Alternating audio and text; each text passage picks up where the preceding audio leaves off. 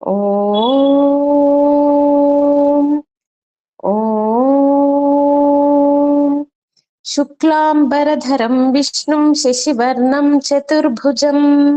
ప్రసన్నవదనం ధ్యాయేత్ సర్వవిఘ్నోపశాంతయే అగజానన పద్మార్కం గజాననమహర్నిశం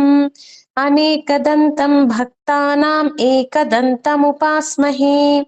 గురుర్బ్రహ్మా గురుర్విష్ణుః గురుర్దేవో మహేశ్వరः గురు సాక్షాత్ పరబ్రహ్మ తస్మై శ్రీ గురవే నమః సదా బాల రూపాపి విఘ్నాద్రిహంత్రి మహాదంత్రి వక్త్రాపి పంచాస్యమాన్య విధీంద్రాది మృగ్య గణేశాభిధామే విధత్తాం శ్రియం కాపి కళ్యాణమూర్తి వాగర్భావివ సంపృక్త వాగర్భ ప్రతిపత్తయే జగతః పితరౌ వందే పార్వతీ పరమేశ్వరం శృతి స్మృతి పురాణానామాలయం కరుణాలయం నమామి భగవత్పాద శంకరం లోకశంకరం అజ్ఞానం జాహ్నవీతీర్థం విద్యాతీర్థం వివేకినాం సర్వేషాం సుఖదం తీర్థం భారతీ తీర్థమాశ్రయే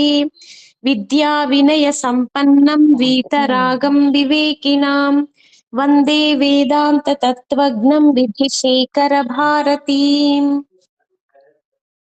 కేయూరాని నభూషయంతి పురుషం హారాన చంద్రోజ్వలా న స్నానం న విలేపనం న కుసుమం నాలంకృతా మూర్ధజా వాణ్యేకా సమలం కరోతి పురుషం యా సంస్కృతా ధార్యతే క్షీయంతే ఖలు భూషణాని సతతం వాగ్భూషణం భూషణం. శ్రీమాత్రే నమః అండి అందరికీ.